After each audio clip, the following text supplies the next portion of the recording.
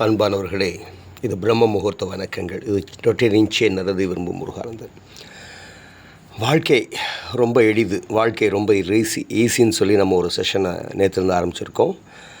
அதனுடைய 2ஆம் பாகம் உங்களுக்கு நான் அனுப்ப போகிறேன். இப்போ இது 3ஆம் பாகம். எல்லாமே சின்ன சின்ன கிளிப்பிங்ஸ் தான். வாழ்க்கையை எப்படி செம்மைப்படுத்திக்கலாம், எப்படி ஈஸியாக பண்ணிக்கலாம் அப்படிங்கிறதான. நம்ம பஞ்சபூதங்களில் நெருப்போடு நம்ம தொடர்பு ரொம்ப குறைஞ்சி போச்சு. நிறைய பேருக்கு இப்போ நெருப்போட தொடர்பு இல்லாமல் போச்சு. வீட்டில் பொம்பளை கூட பார்த்திங்கன்னா கேஸ் அடுப்புக்கு போயிட்டாங்க, நெருப்பு தள்ளி நிற்கிற அளவுக்கு போயிடுச்சு. நெருப்பு பஞ்சபூதங்களில் முக்கியமானது, பிரதானமானது, எல்லாத்தையும் தன்னுள்ளே ஸ்வீகரித்து கொள்ளக்கூடியது. தன்னை அப்படி எதை போட்டாலும் நெருப்பாக மாறிடும்.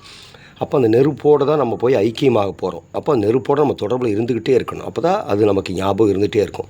அப்படி இருக்கிறப்போ நம்ம எந்த விதமான செயல்பாடுகளையும் தவறாக செய்வதற்கான வாய்ப்புகள் இல்லாமல், ஏன்னா எப்படி இருந்தாலும் ஒரு காலத்தில் நம்ம அழிய போகிறோம். எதுக்கு எவ்வளோ சம்பாதிக்கணும், எதுக்கு இத்தனை சொத்துக்கள், எதுக்கு இத்தனை காரு பங்களா, எதுக்கு இப்படியான ஒரு ஸ்டேட்டஸு, இப்படியான புகழ் என்னத்துக்கு, இப்படியான நமக்கு எத்தனை பவுன்கள் எதுக்கு, தங்கம் எதுக்கு, வைரம் எதற்கு, வைரக்கட்டிகள் எதற்கு அப்படிங்கிற சிந்தனை சேரும்.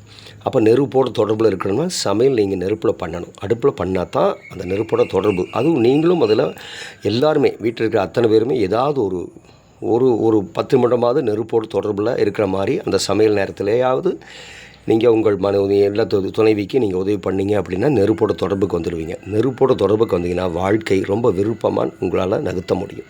நான் அப்படித்தான் பாருங்கள், அதிகாலை 4:30 மணி எனக்கு பாருங்கள் சமையல் எல்லாம் தயாராகிடுச்சு. பகவானுக்கு சமையல் சாதம் படைச்சாச்சு. குழம்பு அற்புதமான பாருங்கள் அடுப்பில் வச்சுருக்கேன். பாவக்காயும்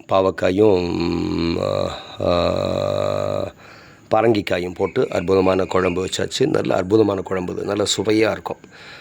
புது விதமாக அதை முயற்சி பண்ணியிருக்கோம். வழக்கம் போல் அதை சாதம் பட்டாச்சு தட்டில் சாப்பிட போகிறேன். 4:30 மணிக்கா அப்படின்னா 4:30 மணி, ஏன்னா 3 மணிக்கு எந்திரிச்சின்னா 4:30 மணிக்கு பசிக்கும் இல்லை. அப்போது பசிக்குன்னா எல்லா வேலையும் செஞ்சுருக்கோம் இல்லையா.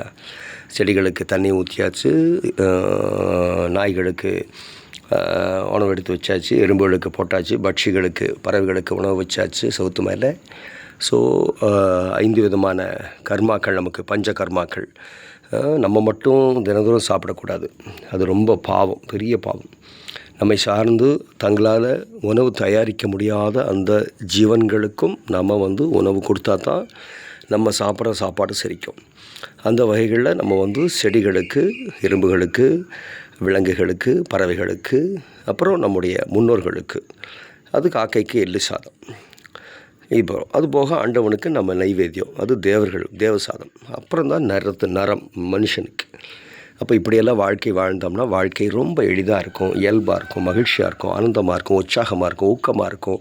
ஒவ்வொரு நாளும் சிறப்பாக இருக்கும். பாருங்கள், நான் சொல்ல பள்ளி கவுளி அந்த பக்கம் அந்த கிழக்கு ஈசானியத்திலேருந்து உச்சி கொட்டுது, இது வரைக்கும் சொல்லவே இல்லை. ஆக வாழ்க்கையை வளமாகவும் எளிமையாகவும் வாழ வாருங்கள். இதோ பாருங்கள், உள்ள பகவான் ஆனந்தமாக உட்காந்துருக்காரா. இதான் நம்ம வீட்டில் பகவான் அப்படி உட்காந்துருக்கார் பாருங்கள், ஜம்முன. அவரும் சௌரியமாக இருக்கார், நானும் சௌரியமாக இருக்கேன், என்னை அவர் சௌரியமாக வச்சுருக்கிறார். ஜெய் ஸ்ரீராம். நரதே விரும்பும் முருகானந்தன்.